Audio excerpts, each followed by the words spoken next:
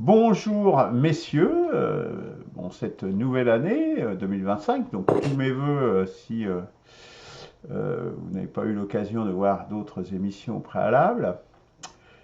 Donc aujourd'hui, nous accueillons comme invité Christophe Long, qui, bon, il le verra, s'il le souhaite s'associer à nos travaux, eh bien, il est le bienvenu, bien entendu. Il est notamment l'auteur de une chaîne YouTube qui s'appelle L'Art de l'être. Donc, Tout un programme. tout un programme et sur lequel il a Sacré étudié, programme. il a cheminé et bon, s'il continue avec nous, je pense qu'on aura l'occasion d'en discuter. Mhm. Aujourd'hui, nous reprenons le cycle Quelle spiritualité pour aujourd'hui avec une présentation, je dirais, du Tao spirituel, c'est-à-dire de la proposition spirituelle que je fais pour les temps présents et à venir, puisqu'on a constaté qu'en définitive, parmi les animateurs du CDRS, en définitive, ceux qui ont une proposition, on avait présenté plein de choses, dont les pèlerins d'Arès, ça a été l'occasion pour Claude de nous rejoindre d'ailleurs, mais en fait on ne s'était pas présenté vraiment nous-mêmes, ce qui est quand même un petit peu dommage, malgré tout. Donc, comme on dit souvent, c'est le cordonnier le plus mal chaussé. Bon, voilà, on voit un exemple et on va essayer de réparer cette injustice, hein, ce qu'il faut bien appeler par son nom. Alors, Quand tu dis on, Luc, on, c'est toi essentiellement ou oui, sur le Tao le on. spirituel, alors quand je dis on, ça peut être le CDRS, hein, dans mes dernières phrases, je pense que c'était le CDRS. Le Tao spirituel, je dirais que les gens qui m'accompagnent, alors au moins une partie, dans la démarche politique et idéologique, une D'accord. Ouais. partie m'ont accompagné également dans la démarche spirituelle. Oui. Ok. Mais pas tous, pas tous. Il y en a que ça intéresse peu. Donc, présentation du Tao spirituel. Alors, je dirais, je commençais par la motivation, puisque en définitive, c'est quand même un élément important. C'est, comme je le disais à l'instant, donc préparer, je dirais, un rebond civilisationnel suite, je dirais, à la crise de civilisation que nous connaissons aujourd'hui. Crise de civilisation qu'on peut voir au singulier pour toute l'ère, je dirais, occidentale, mais dans un monde qui est quand même extrêmement mondialisé, se diffuse, je dirais, à l'échelle de la planète. Et donc, j'ai envie de mettre civilisation au singulier, mais également au pluriel, avec une barbarie, ce que j'appelle la barbarie, justement, qui se répand et croît chaque jour un peu plus. Donc l'idée, c'est d'essayer d'aller le moins loin possible dans cette barbarie. Malheureusement, nous constatons que c'est sans doute une trajectoire inévitable, hein, dans la suite de ce que nous présentait dans sa théorie René Girard. Et donc, il faut quand même malgré tout essayer de préparer cette sortie, comment en sortir, comment plonger le moins profondément possible dans cette barbarie, à l'époque quand même extrêmement dangereuse à laquelle nous sommes arrivés aujourd'hui, avec les armes notamment qui existent et les dégâts que l'on peut faire à l'échelle de la planète entière. On est là du développement humain. Donc rebond civilisationnel, et pour qu'il y ait un rebond civilisationnel, il faut absolument adresser les quatre dimensions de la vie sociale et humaine. La vie sociale des hommes et des femmes doivent être adressées. Ces quatre dimensions, ce sont donc le politique, c'est la chose la plus évidente, mais en arrière-fond du politique, il faut qu'il y ait de l'idéologie, une idéologie qui sous-tend une analyse de la société. Mais toute civilisation s'adosse fatalement à une religion, à une spiritualité, et donc c'est la troisième dimension qu'il faut adresser, et la quatrième étant la sentimentalité, puisque ça veut dire que dans une civilisation, il y a fatalement un mythe fondateur qui va faire que on va créer un nouvel ordre social de relations entre les hommes et les femmes, notamment dans la dimension amoureuse et sentimentale. Et au-delà des hommes et des femmes, également entre les membres de la famille, etc., etc., et au-delà. Tout cela devant être, bien entendu, ces 4 dimensions devant être en cohérence pour pouvoir proposer, je dirais, un modèle civilisationnel qui soit pertinent, qui soit valable, au moins qui soit cohérent. Hein. Donc ces 4 parties doivent être en cohérence. Et effectivement, je pense, ce que nous sommes parvenus à faire avec notamment le Tao spirituel et les autres dimensions. Parce que la spiritualité nécessite d'être actualisée en fonction, je dirais, d'un bilan, et c'est aussi les travaux du CDRS, quelque part, m'aident à travailler sur ça, sur la partie analyse de l'existence spirituelle. Donc de faire un bilan de la situation actuelle où nous a mené le matérialisme, hein, puisqu'on est dans un monde extrêmement matérialiste aujourd'hui, où nous ont mené les monothéismes, qui ont quand même une influence considérable dans nos sociétés, ou l'ont eu tout du moins, et en ont encore dans des sphères proches, et avec ce qui est sous-tendu par ça, c'est-à-dire la prééminence du logos, c'est-à-dire de la raison. Hein. Chose à quoi la spiritualité adhère, certes à la raison, mais je pense dépasse. Je pense que toute la différence peut-être justement entre l'âme et l'esprit, dont Claude nous parlera dans une prochaine émission. Monothéisme qui ne correspondent plus, je dirais, à la situation actuelle, qui sont même, je dirais, en dégénérescence, sous diverses formes, hein, sous forme, je dirais, d'un abandon, hein, niveau zéro de la spiritualité chrétienne décrite par Emmanuel Todd, et puis, je dirais, dégradation de l'âme dans ce qu'on voit dans les religions, en particulier certains courants dans l'islam qui sont en complète régression, je dirais, de l'âme humaine. Bilan actualisé également de la science, c'est-à-dire qu'aujourd'hui, par exemple, si on prend simplement les religions monothéistes, toute la partie genèse, notamment, est complètement en contradiction avec ce que nous savons aujourd'hui, tant de la préhistoire que de l'histoire de l'évolution des espèces, que, y compris la cosmologie, hein, qui a été parmi les premières choses qui ont été invalidées. Donc on a une disjonction complète entre le récit, je dirais, biblique et autres, hein, puisque toutes les religions monothéistes s'appuient sur le même récit initial de la Genèse, sur Adam et Ève, etc., etc. C'est juste un non-sens, je dirais.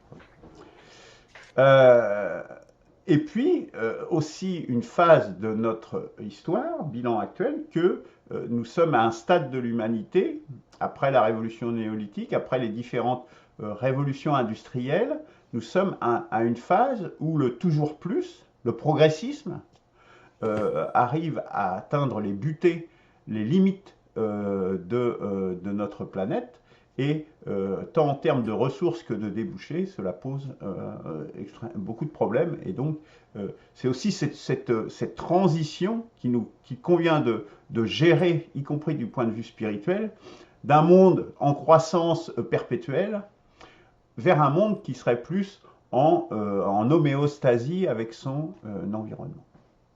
Voilà, donc toutes ces raisons font que nous avons besoin d'une actualisation, à mon sens, de la spiritualité. Donc le défi, c'était premièrement ça, dans ce Tao spirituel, mais c'est également adresser tous les champs de la spiritualité. C'est-à-dire que dans la spiritualité, il y a plein de champs. Il y a l'amour, il y a le sacrifice, il y a la transcendance, etc., etc. Il y a la sérénité dont on a parlé au quotidien, etc. Donc, il y a tout un tas de points. Je vous renvoie à l'émission sur qu'est-ce que c'est que la spiritualité. J'avais fait une présentation justement de ces différents champs dans lesquels se déployait la spiritualité. Donc il faut en même temps adresser tous ces champs et puis créer un modèle, quelque part, qui soit crédible et qui soit cohérent. Crédible et cohérent avec alors ce que j'appelle les niveaux de modélisation. Donc les niveaux de modélisation, bon, je ne sais pas si j'aurai l'occasion d'en reparler, mais la crédibilité du modèle repose beaucoup là-dessus, au sens où ce qui est proposé dans le Tao, en définitive, ce n'est qu'un prolongement de ce que l'on constate déjà dans notre univers. C'est-à-dire que, par exemple, entre eux, Christophe qui est informaticien, peut-être ça va lui parler, nous avons, par exemple, dans le monde de l'informatique, nous avons ce qu'on appelle les objets, hein, donc ils sont instanciés, et puis ces objets, ils ont un plan. Donc on passe à un niveau de modélisation, c'est-à-dire ça va s'appeler des classes, par exemple. Puis on a des méthodes, etc., jusqu'aux lois de la physique. Donc à chaque fois, on saute, pas simplement d'un niveau d'abstraction, parce qu'on peut être à deux différents niveaux d'abstraction à un même niveau de modélisation, mais le niveau de modélisation décrit la structure de ce qui est en dessous, hein, et pas simplement sous différents aspects. Et donc, ces différents la spiritualité proposée par le Tao, c'est juste un prolongement de cette démarche. En définitive, il y a un modèle qui, en dehors de l'univers, certes, mais qui est simplement, on pourrait dire par principe de banalité, selon le rasoir d'Occam, hein, c'est-à-dire choisissant toujours la solution la plus simple, c'est de simplement prolonger ce que nous constatons déjà dans notre univers.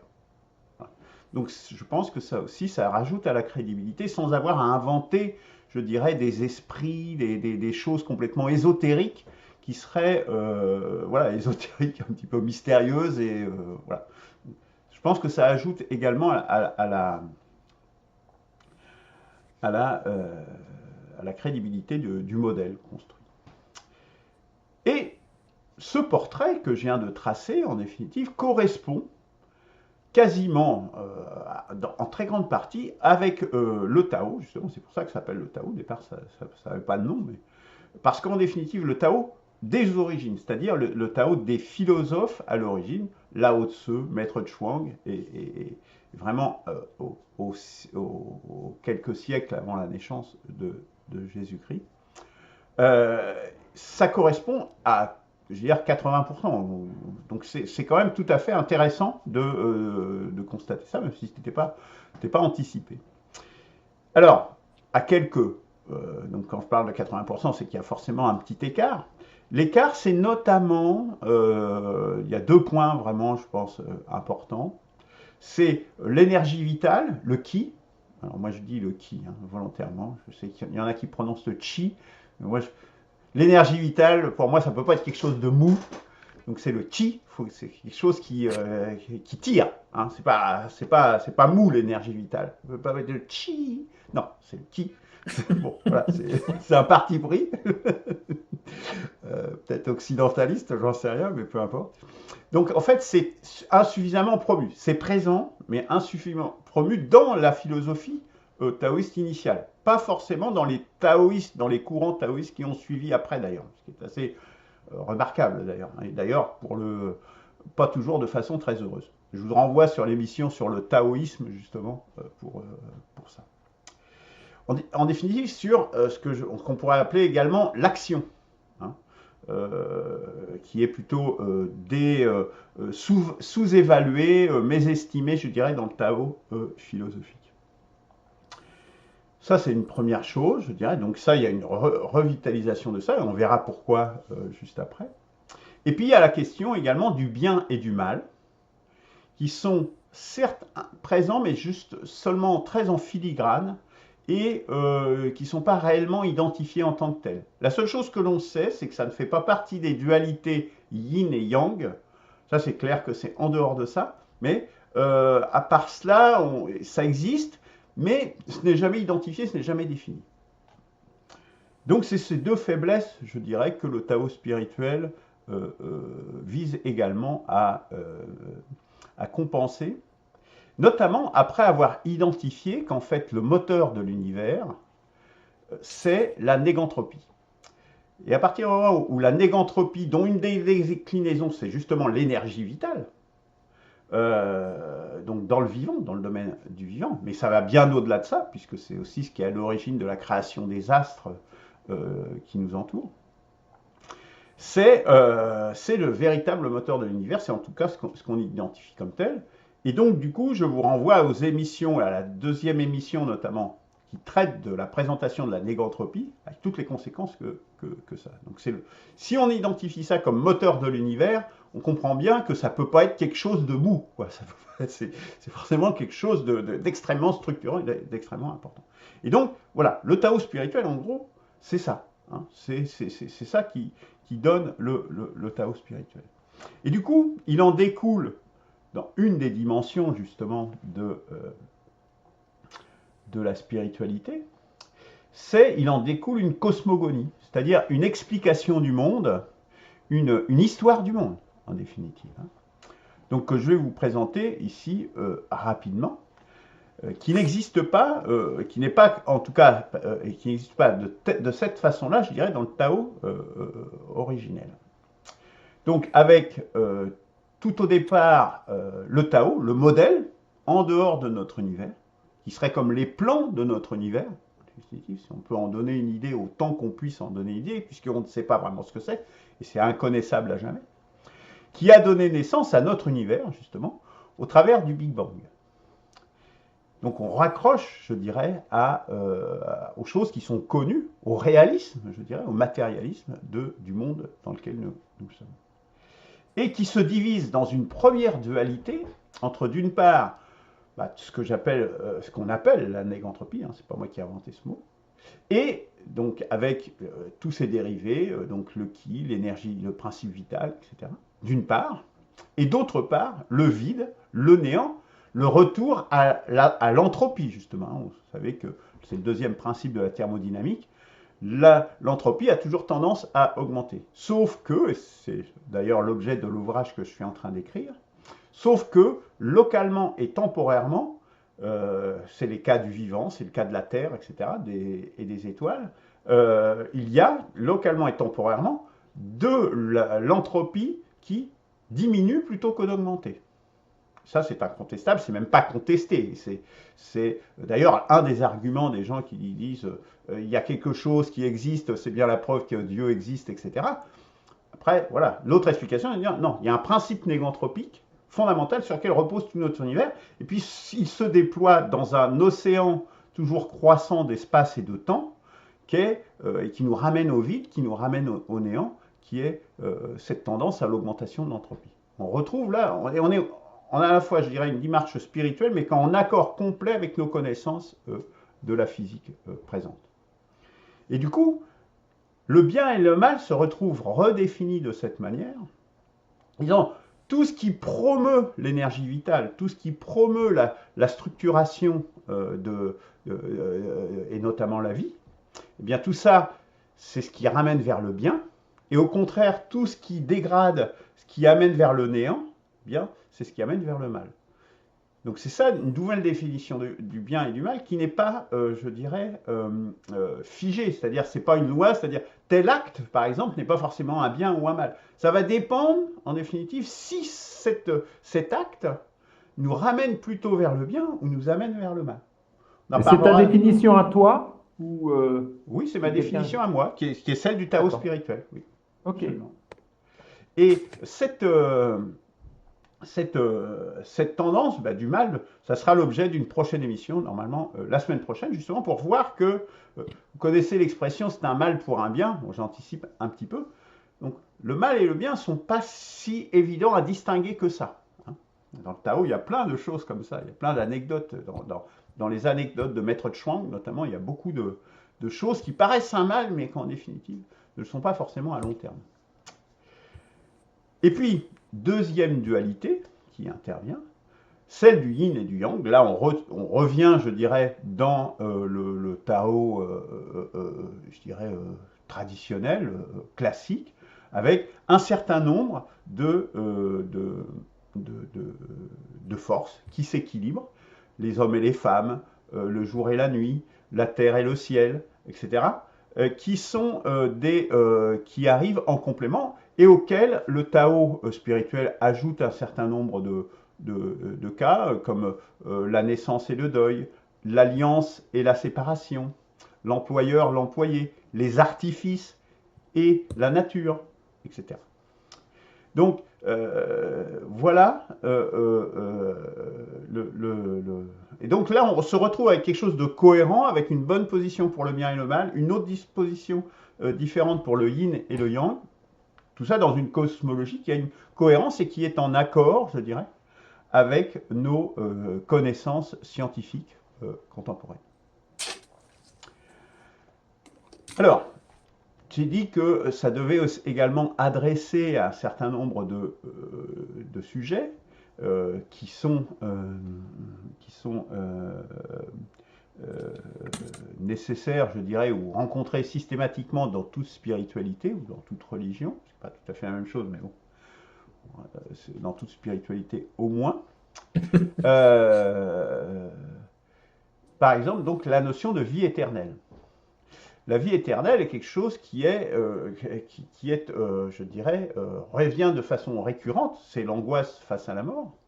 Et donc, le Tao spirituel apporte une réponse à cette question par l'amour, d'abord, qui prolonge à la fois le corps et l'âme des humains au travers de la descendance, au travers des enfants qu'ils procréent. Donc, c'est une chose éternelle, très importante, puisque c'est vraiment, et là, je dirais que c'est incontestable, ça prolonge à la fois notre corps, mais aussi notre âme, parce que nos enfants, par l'éducation, par ce dans le bain de vie dans lequel ils ont été immergés dès leur enfance, eh bien, ils transmettent une part de notre âme également. Donc ça, c'est une première dimension de la transcendance, donc qui a beaucoup de conséquences par rapport à la société actuelle. Hein. Vous comprenez bien qu'actuellement, la promotion des transgenres et tout ce genre de choses n'a pas vraiment la place dans cette cosmologie et dans cette vue de la vie éternelle qui est quelque part, je le pense, tout à fait incontestable. Et puis il y a la vie en société. Il n'y a pas simplement au travers de la descendance, mais la vie en société avec l'âme et le corps des peuples, l'âme et le corps des nations, qui sont des choses qui existent. L'âme des nations, on voit bien ce que c'est, hein, c'est aussi une façon d'être au monde, les langues notamment, la cuisine, etc. Et des nations au travers d'un territoire, d'un être enraciné quelque part. Ça, c'est une deuxième chose, je dirais. Et puis une dernière chose, en termes de vie éternelle qui est assez importante, c'est le message, ça c'est une proposition, je dirais que jusque-là, je dirais que c'est des choses qu'on pourrait juger comme banales, mais qui sont quand même importantes de réaffirmer. Puis quelque chose qui est réellement nouveau, c'est les messages aux générations futures, ce que nous appelons les épitaphes. Les épitaphes, ce sont en fait des messages que rédigent les gens à destination des générations futures. Et ces épitaphes font l'objet de recensions lors de cérémonies, donc si le Tao spirituel se développait, lors de cérémonies, c'est-à-dire on choisit une épitaphe, et puis on la relit, peut-être il y a 100 ans, 200 ans plus tard, ce qui refait donner une vie à une expression au message qu'a voulu transmettre toutes les personnes qui ont rédigé une épitaphe aux générations futures, c'est-à-dire c'est aussi un message de vie, comment dire, d'expérience de vie, hein, parce que sinon on n'a qu'une seule vie. J'ai vu une vidéo à ce sujet-là l'autre jour qui disait on n'a qu'une seule vie, on ne peut pas faire d'expérience.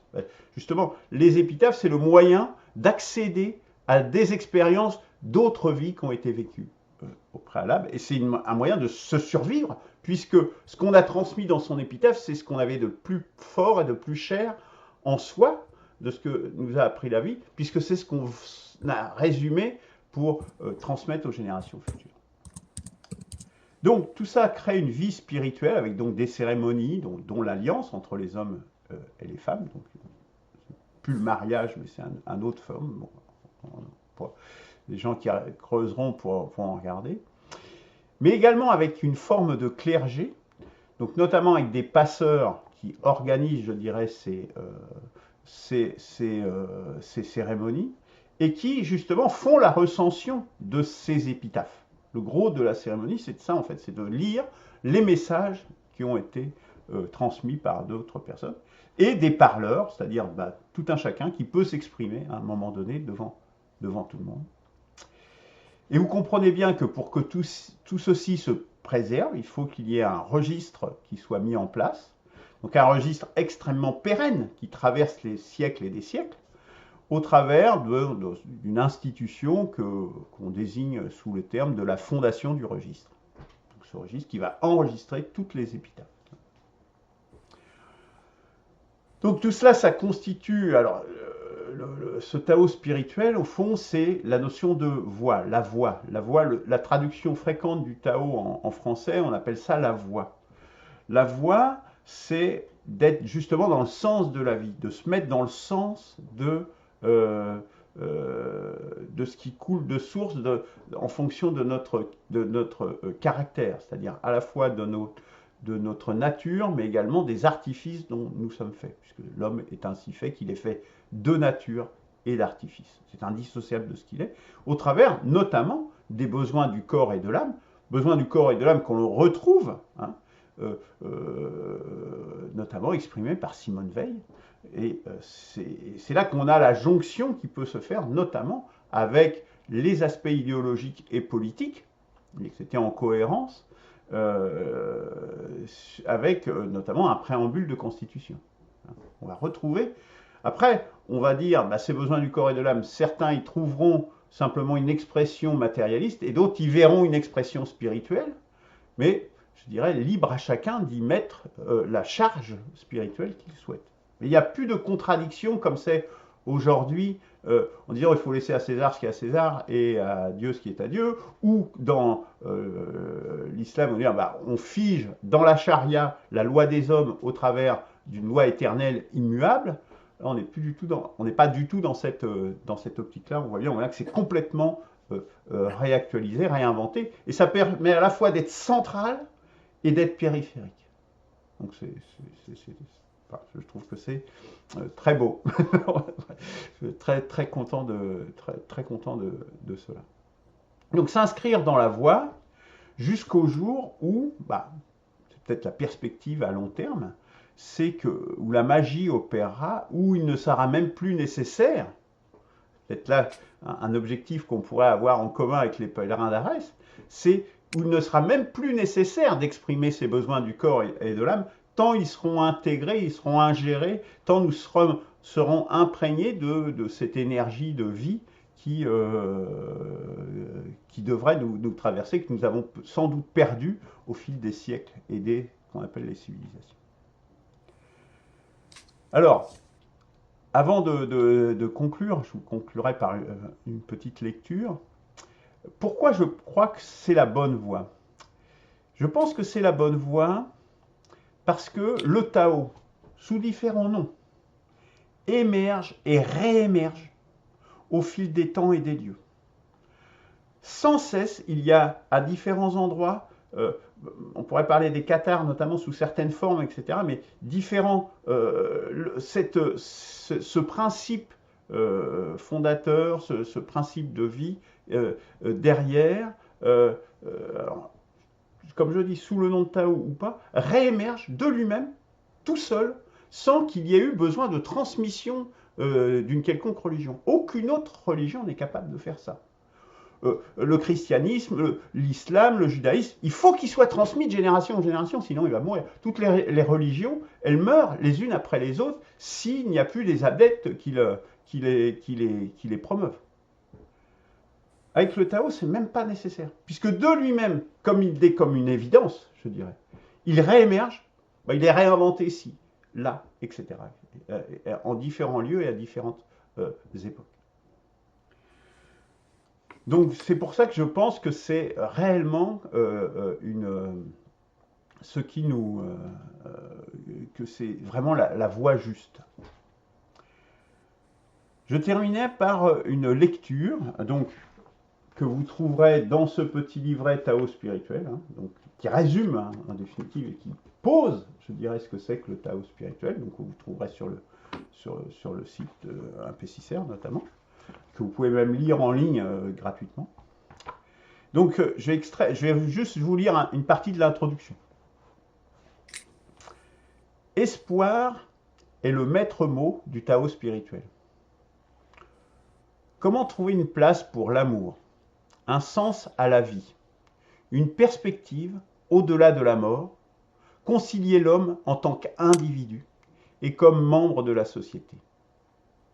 Dans un monde ultra-matérialiste, c'est illusoire. Cela ne sera pas sans faire profondément évoluer ce monde, sans réinventer la civilisation. Pour cela, il faut deux jambes. Celle plongeant dans nos racines les plus profondes, nourrie des traditions occidentales et orientales, et celle instruite de nos connaissances les plus à jour, intégrant les leçons des expériences. Le Tao spirituel forme cette conjonction. Le Tao spirituel les prolonge en émergeant maintenant comme une mutation de l'énergie vitale, une mutation du toujours plus actuel vers le toujours mieux.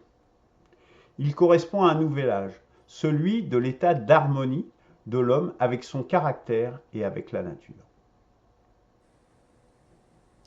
Le Tao spirituel est cet indispensable espoir, seul apte à nous faire échapper à l'anéantissement. Voilà. Juste un tout petit dernier mot, je dirais, sur le modèle de société, sur la partie idéologique. Le modèle de société, justement, il est complètement en accord avec les principes yin et yang, justement, avec non plus une seule classe dominante, comme c'est le cas, ça a été le cas aujourd'hui de toutes les civilisations, mais avec deux classes de force moyenne en opposition, coopération permanente. Et là, on voit aussi la cohérence, je dirais, de toutes des quatre dimensions. Voilà, messieurs. Alors, combien est-ce que j'ai mis de temps 30 et quelques minutes. Bon, ça va, c'est raisonnable. C'était mon objectif, une demi-heure. Faire moins eût été difficile. Ben, je vous propose de réagir, et puis, voilà. Qui veut commencer? Moi, je veux bien, si tu veux. Allez, Claude. Alors, merci, Luc, pour cet exposé. Bon, j'ai toujours l'impression d'un pléonasme quand tu dis Tao spirituel. Pour moi, le Tao est spirituel, donc pourquoi le préciser? Bon, enfin, tu nous expliqueras. Je vais juste rester essentiellement sur ce que tu dis à la fin, que c'est une voie, ou la voie, on pourrait dire même, qui consiste à se mettre dans le sens de la vie. Alors, je mets la vie avec un V majuscule. Parce que je fais une distinction entre la vie avec un V majuscule et la vie biologique dans laquelle nous sommes, même si l'une participe de l'autre, bien entendu. Alors, je vais dire oui, ok, se mettre dans le sens de la vie, et donc c'est bien une histoire de façon de se comporter, de manière d'être, hein, qui est en jeu dans tout ça. Donc, c'est pas tellement toutes les institutions, la politique, la vie sociale, comment on l'organise, etc., mais d'abord et avant tout, l'être humain, c'est-à-dire nous, quoi. Comment on se comporte les uns envers les autres. Comment on se comporte envers nous-mêmes et envers les autres. Si effectivement on commence à faire entrer l'amour au sens universel, puisque tu as parlé aussi d'amour, et tu as raison, et au sens inconditionnel, alors là, il y a quelque chose qui va commencer à se passer véritablement. Mais ça démarre d'abord de l'individu, l'individu après se regroupant avec d'autres individus, pouvant faire une société, mais on ne sait même pas comment sera cette société-là. Il n'y a pas besoin de trop supputer sur ces choses-là. Il faut véritablement le changement d'abord en nous. Et pour le moment, cette manière d'être doit s'opposer, ou du moins prendre à contre-pied le mal courant, le mal ordinaire, le mal inconscient qui est partout. Le mal, il est partout. On n'en a plus conscience de ce que c'est. C'est pas juste quelques notions par-ci par-là. On baigne dedans, littéralement. Et c'est bien pour ça qu'on meurt et qu'on disparaît. C'est comme si on était, nous aussi, je dirais, prisonniers d'une certaine entropie, hein, véritablement, c'est-à-dire qui nous tire en permanence vers notre propre vide, quoi. Voilà, donc je suis assez d'accord avec se mettre dans le sens de la vie. Alors, il y a quelque chose qui m'a vraiment intéressé sur ta vision du bien et du mal, parce que tu les définis comme une direction allant vers la vie, une direction allant vers le mal, mais les premiers chrétiens faisaient ça. les premiers chrétiens, dans un texte qui s'appelle la Didaché, ou Didaché, je ne sais pas comment on prononce, avaient quelque chose comme ça. J'ai essayé de retrouver un peu les premiers termes de la Didaché. Hein, c'est un enseignement qui était transmis de la part du Seigneur, transmis par les 12 apôtres aux nations. Voilà, il dit, le début de la Didaché, c'est il y a deux voies, il y a deux chemins, celui de la vie et celui de la mort. Mais il y a une grande différence entre les deux chemins. Voici donc le chemin de la vie.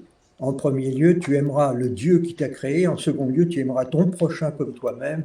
Et tout ce que tu ne voudrais pas qu'on te fît, ne le fais pas non plus à autrui. Voilà, si tu veux, le début de cet enseignement.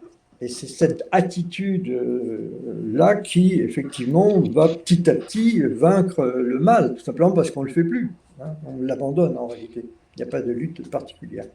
Mais ça tient à une volonté d'être. Il faut qu'il y ait cette volonté d'être. Je ne sais pas si là, Christophe, ça va peut-être rebondir chez lui, mais cette volonté d'être, parce que ça ne sort pas de nulle part. C'est pas quelque chose, il n'y a rien de mécanique dans cette affaire-là. Il y a vraiment une volonté qui vient et on en est capable, nous, êtres humains, qui vient de l'être humain, qui choisit une certaine direction et qui s'y tient. Et c'est véritablement, pour moi, c'est l'engagement du pèlerinage, hein, c'est pas autre chose. Voilà. Donc, merci Luc, moi j'ai bien apprécié. Après, j'ai pas mal de choses à dire. La barbarie, tu as l'impression qu'elle croît, mais en fait, on n'en est jamais véritablement sorti. Toutes les civilisations sont plus ou moins des formes de barbarie, à des stades divers d'évolution.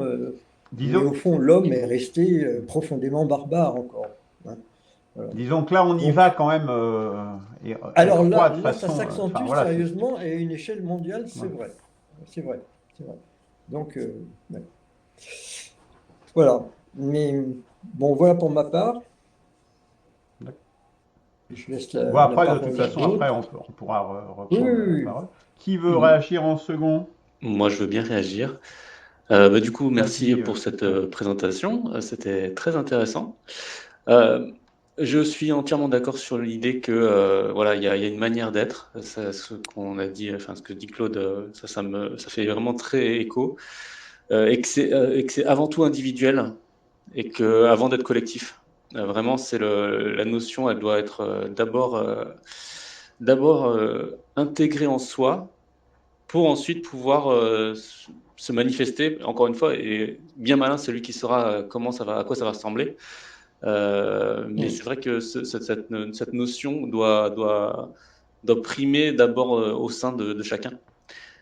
Et c'est en fonction du nombre de personnes qui seront convaincues, du nombre de personnes qui auront compris le principe de vie, justement, donc de concentration, de négantropie, qu'on va pouvoir ensuite, je pense, pouvoir produire quelque chose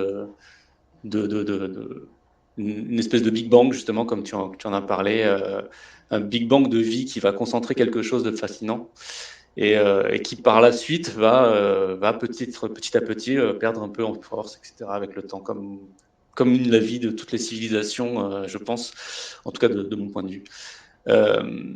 Et j'ai quelques petites remarques là sur le Big Bang notamment. Moi, j'ai un problème avec le Big Bang, hein, du fait même que, en tout cas en l'état actuel, il y a un problème entre les principes de la thermodynamique et le Big Bang. Ça colle pas ensemble pour le moment. Donc il y a des nœuds qui sont gênants encore pour moi de raccorder le Tao, qui est quelque chose qui a vécu, qui revit, qui réémerge de manière générale, comme tu l'as très bien présenté, à quelque chose qui est beaucoup plus récent, qui pose des problèmes même au sein même du corpus qu'il a inventé. Pour l'instant, c'est vrai que moi, je suis sceptique par rapport à la nécessité de le raccorder là-dessus. Mais je comprends le rôle comment dire, de reprendre les éléments civilisationnels que l'on a et de vouloir les raccrocher pour pas heurter, pour pas comment dire ça, pour essayer voilà, de s'intégrer harmonieusement justement avec ce qui a été mis en place. Mais il y a vraiment des points qui me chiffonnent voilà, sur ce sujet-là. Notamment, donc moi je parle quand tu parles du principe négantropique, c'est vrai que moi ça me fait écho tout de suite comme à Claude à la vie. C'est juste un nom différent pour ce qu'est le rôle de la vie, c'est ce que fait la vie de manière générale, je pense. Et après, le mal, c'est le principe anthropique, donc c'est quelque chose qui est pour moi quelque chose d'inerte, d'attente. C'est quelque chose plus inactif qu'actif en fait. Et l'idée du néant et du vide, ça c'est aussi pour moi c'est une erreur logique. En fait, c'est quelque chose qui n'existe pas. Je pense que c'est quelque chose qu'on a inventé par nécessité, c'est-à-dire on a eu besoin de l'inventer, mais je pense qu'il n'existe pas. Et ça, c'est marrant parce que c'est quand on parle justement de réinvention et de réapparition de quelque chose quelque part. Moi, c'est quelque chose qui m'est apparu quand j'ai essayé de comprendre un peu le fondement des mathématiques. Et quand je me suis retrouvé face à ce zéro qui a été plein d'exceptions, plein d'erreurs un peu partout, je me suis dit, mais il y a un souci là-dessus. Et je suis retombé sur des bases, je pense que ce sera les bases du Tao, même si je connais peu le Tao, je le connais comme culture, mais pas plus que ça. Mais c'est aussi les mêmes préceptes et les mêmes principes qu'on reconnaît dans le christianisme. Je pense comment dire, que le zéro, en fait, c'est un espèce de Satan. C'est un adversaire qui nous pose problème aujourd'hui en maths. Et qu'il faudrait qu'on voit aussi. Donc, mais tout ça pour dire que je pense que ces choses-là, elles réémergent partout. Elles portent des noms différents en fonction des matières que l'on fait émerger. Mais je pense que du coup, Tao spirituel, moi je suis curieux de savoir ce que ça veut dire aussi. Et je pense que tu vas nous expliquer ça brillamment. Mais c'est vrai que je ne suis pas attaché à des traditions. Je pense que de toute façon, toutes ces traditions, elles réémergent de quelque chose de plus grand que ça, quoi. Et que de toute façon, à la fin, on finit, quand on est sur cette voie, que ce soit celle du Tao ou sur une autre, on finit toujours par tomber au même endroit, quoi. Enfin bon, après ça, c'est quelque chose de personnel. Voilà. Merci beaucoup, Christophe. Eberhard. Oui. Alors j'ai une question, Luc. J'ai pas bûché le Tao avant aujourd'hui. Est-ce que tu pourrais replacer en fait le Tao dans son contexte historique, enfin l'émergence du Tao dans son contexte historique? Ça c'est la première remarque. Ensuite, en fait, tu sais, il y avait une exposition sur l'art chinois il y a une paire d'années ici à Gaillac, et on voyait je dirais, quelques intellectuels un peu plus ou moins bedonnants en train de philosopher entre eux, tenant, disons, la plume, et autour, il y avait la guerre, en fait, tu vois. Et c'est ce que m'a fait exactement l'impression de ta présentation. Je ne conteste pas la nécessité hein, de ces réflexions, et c'est tout à fait utile hein, qu'il y ait des pôles stabilisateurs, c'est un nouveau yin et yang, il faut des pôles stables en opposition à un pôle d'instabilité et de chaos. Donc hein, le yin et le yang peut être à la fois l'ordre et le chaos, hein. Ça s'étend à ça. Je ne le contredis pas. J'ai seulement une petite problématique.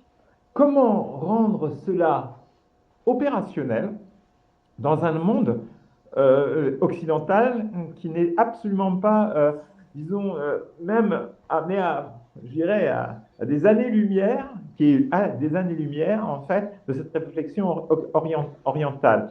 Moi-même, ayant travaillé un peu sur l'hindouisme, qui est aussi très apparenté au bouddhisme, du moins le bouddhisme en est issu, on pourrait dire, eh bien, je comprends très bien, en fait, en Inde, qui est bien sûr aussi cette philosophie, disons, une philosophie orientale, un petit peu dirigée différemment, avec une histoire un peu différente. Ça, c'est un deuxième point. Comment faire en sorte que le peuple puisse adhérer à quelque chose qui, d'une manière ou d'une autre, même au Japon, hein, même au Japon, qui est donc assez proche du Tao spirituel, on parlera du bouddhisme zen qui existe, le peuple, il trouve toujours sa place à cette façon de concevoir la spiritualité, même s'il ne la vit pas lui-même. Je veux dire, le peuple de base, tu vois ce que je veux dire. Et il aura toujours quelques référents auxquels s'adresser quand c'est nécessaire. En Occident, je vois assez mal ce genre de relation entre ces petits, je dirais, entre guillemets, intellectuels bedonnants en train de parler du sens de la vie ou du non-sens de la vie. Voilà. Ça, c'est le point. Donc, il y a quelque chose qui me gêne un petit peu dans ta façon de présenter ça, c'est de dire, comme il y a une crise du monothéisme, hop, moi j'ai la solution, j'ai le Tao spirituel pour donner ça comme réponse. Voilà. Et en dehors, je l'estime, d'un contexte, je dirais, anthropologique occidental, capable de l'assimiler. C'est d'ailleurs pour ça, pour te dire, alors qu'on m'avait inondé énormément de textes du yoga indien, etc., de textes qui venaient de la Ramakrishna Mission d'Inde, parce que j'avais des contacts très intenses avec un des cadres de cette Ramakrishna Mission au sein d'un mouvement gandhien. Mais à un moment donné, j'ai fait une réflexion, je me dis, oh là, moi-même, je ne deviendrai pas hindou. Parce qu'en fait, comment puis-je communiquer avec l'immense majorité des gens pour redonner une dimension spirituelle? Je peux m'inspirer, sans conteste, hein, de l'hindouisme, tout comme Gandhi s'est inspiré du christianisme pour développer son mouvement de la non-violence. D'accord? Donc, c'est en filigrane, c'est quelque part, oui, effectivement, ça revient quelque part. Il y a des fois des pôles de stabilité d'ordre du Tao ou d'ordre de la philosophie bouddhiste qui viennent aussi en Occident, certes. Mais comment entraîner les gens? C'est ça qui m'importe beaucoup. Et à un moment donné, effectivement, tu parlais des trois pôles, des trois éléments. Ça, c'est tout au début. Tu parlais d'idéologie, de politique et de spiritualité et de sentiment. D'accord? Ça, effectivement. Et là, je renvoie en fait à Kluskar qui montre comment notre civilisation, justement occidentale, dans son traité de l'amour fou, je rappelle, c'était un marxiste, mais idéaliste. Donc, il essayait de montrer dans son traité de l'amour fou comment notre féodalité chrétienne, qui ensuite est devenue l'Occident que nous avons connu. Et c'est un long processus qui a duré 1500 ans, au bas mot. Voilà. Et comme point, en fait, comme je disais à un moment, je remarquais quelque chose, comment dans un monde qui est construit par du narratif, eh bien, tout cela peut s'insérer, tu vois. Ça manque en fait de narratif. Et en dernier lieu, ça m'échappe là en ce moment. En dernier lieu, ça m'échappe maintenant, ça me reviendra peut-être tout à l'heure. Voilà. Mais je pense que j'ai déjà posé pas mal de questions. Oui, vous avez tous soulevé plein de problèmes auxquels je vais essayer de répondre dans les 10 minutes qui restent. Enfin, de répondre. Porter des éléments de réponse. Je vais commencer par toi, Eberhard, dans l'ordre. Je vais dérouler dans le sens inverse. Et je dirais, la réponse, bien, c'est Michel Kluskar. Le fait qu'un Michel Kluskar émerge à la fin du XXe siècle, au début du XXIe siècle, justement à la fois un matérialiste et idéaliste, qui voit ce déficit de spiritualité, c'est pas un hasard. Le fait qu'il y ait tout un tas de mouvements de gens qui ont une recherche spirituelle aujourd'hui, qui ne trouvent pas, qui cherchent. Moi aussi, je cherche. Pourquoi on fait le CDRS? Voilà. Moi, je dis ça, c'est une proposition, c'est une réponse. Hein, c'est un peu comme la Constitution, c'est une proposition. Après, on verra si c'est ça, c'est pas ça, c'est pas ça. Ça fera avancer le schmilblick, on pense, dans la bonne direction. Donc, c'est Kluskar, c'est ça, c'est cette expression-là, c'est ce symptôme, je dirais, quelque part, et ce pronostic, justement. Pourquoi est-ce qu'il a creusé ça? C'est pas un hasard. C'est justement que nous arrivons. Je pense que là, effectivement, tu fais bien d'opposer le monde oriental et le monde occidental. puisque, et je crois qu'on en avait parlé dans une émission il n'y a pas si longtemps, c'est que le logos, la raison, auquel le monothéisme est une réponse, il ne faut pas l'oublier, hein, c'est ce que je vais montrer également dans le bouquin que je suis en train d'écrire. Le monothéisme est la réponse spirituelle sur le champ spirituel de l'évolution de la raison, de la mise en place de la raison. Cette trajectoire dans laquelle s'est inscrit tout l'Occident et le Proche-Orient, Proche et Moyen-Orient, conduit à une impasse. Et nous sommes dans cette impasse. C'est-à-dire que l'Occident, dans cette démarche de mettre que la raison en exergue, et je dirais une réponse monothéiste en face, qui est la réponse de l'explication. Dieu, c'est quoi? C'est l'explication universelle. Vous avez quelque chose que vous ne comprenez pas? Dieu. Voilà, tout est une explication qui explique tout et rien en définitive. On arrive au bout de ce chemin. Et donc je pense que ce qu'on ne constate pas en Orient, il n'y a pas eu ce monothéisme, il n'y a pas eu une si importante influence de la raison, prééminence de la raison, quelque part. Le fait que ça soit Ulysse, par exemple, qui soit la figure dominante et présentée tant dans l'Iliade que dans l'Odyssée, et qui est l'archétype de ce à quoi il faut ressembler. Qu'est-ce qui caractérise Ulysse? C'est la raison, c'est le logos, c'est tous les philosophes, etc. Platon. Alors, comment est-ce que ça va se faire, cette accroche? Cette accroche, elle se fera au travers de la crise girardienne. Après, il y aura une crise. C'est pour ça que la barbarie, dans un sens, elle est inévitable, elle est même nécessaire. On va revenir sur le mal nécessaire. On en parlera la semaine prochaine. Mais ça sera par ça que ça va arriver. Et il faut bien qu'il y ait quelque chose qui soit proposé, qui sera brûlé. Faut qui sera sacrifié, justement, avant d'être divinisé. Mais il faut bien que...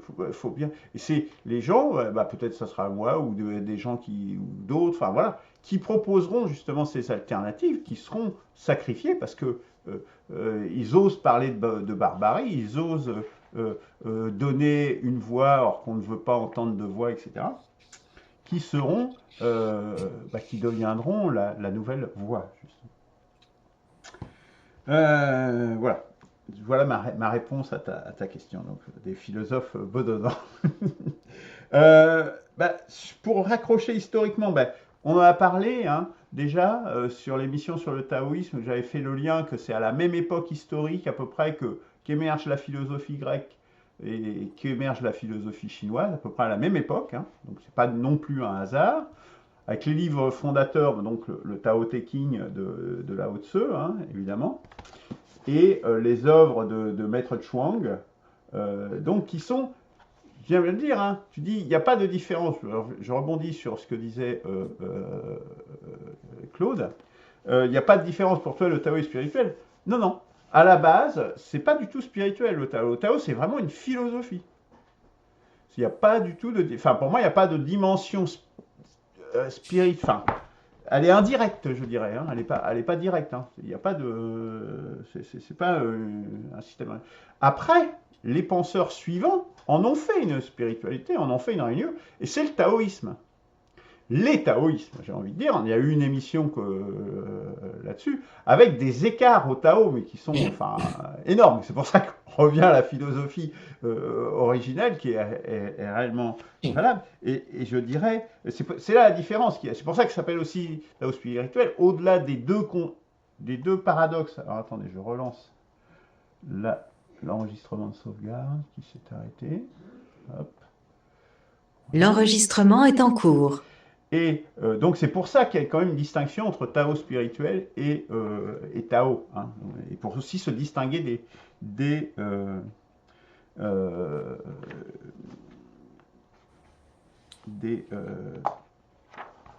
taoïstes.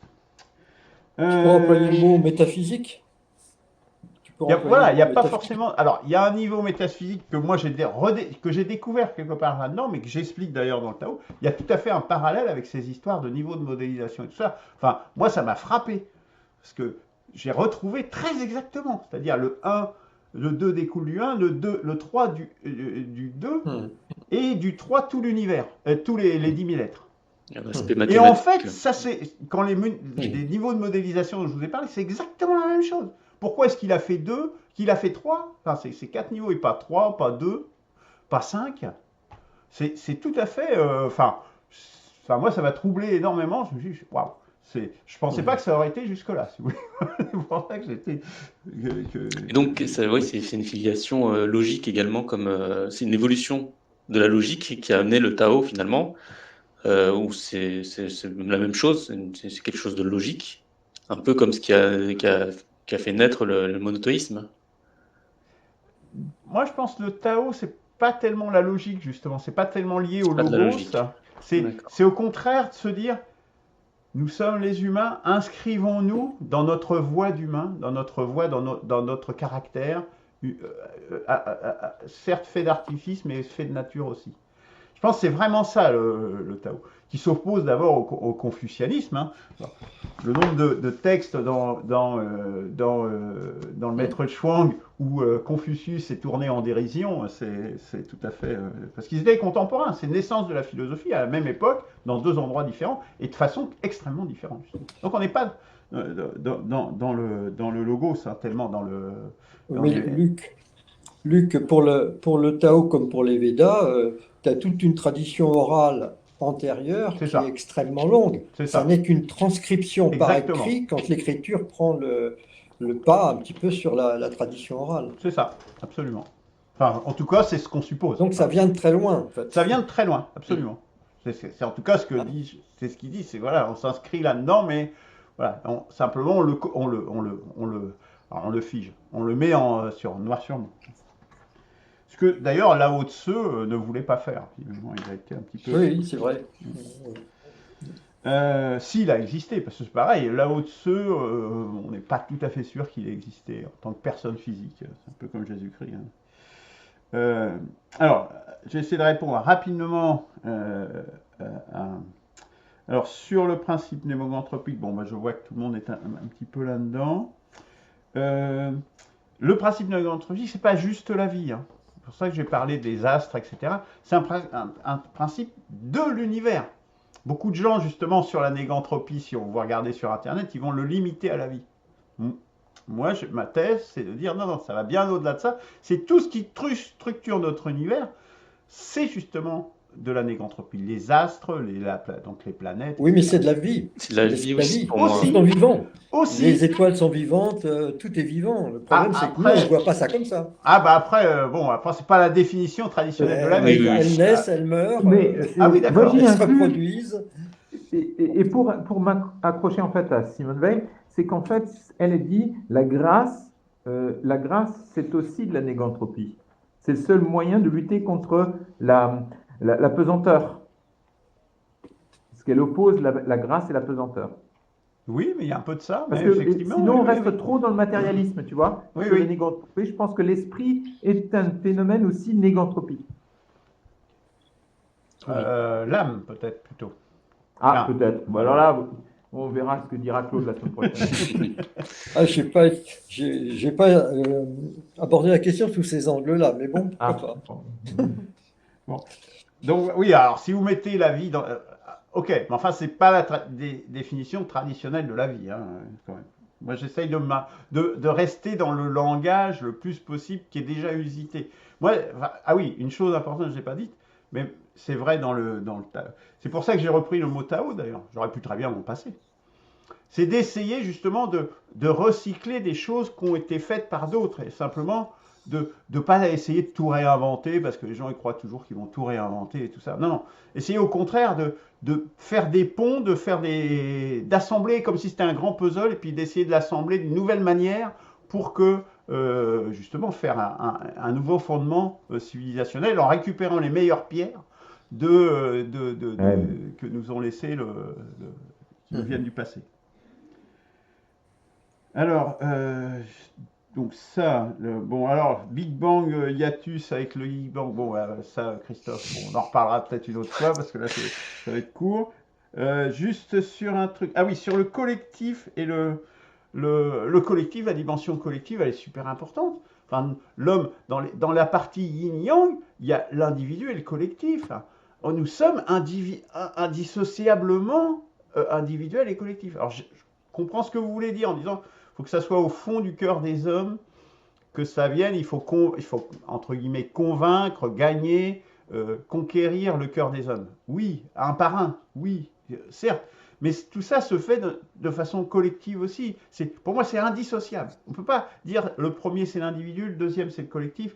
Pour moi, c'est comme yin et yang, on ne peut pas séparer les deux. Les deux vont ensemble et doivent aller ensemble. On ne peut pas dire, non, non, il suffit de changer un par un les hommes. C'est un peu ce que disent les écologistes aujourd'hui, quelque part. En disant, changez vos attitudes écologiques et puis ça va aller mieux pour la planète. C'est pas ça qui va changer le fonctionnement global de la société qui fait que ça pollue, hein, pour prendre un exemple purement et bêtement matérialiste.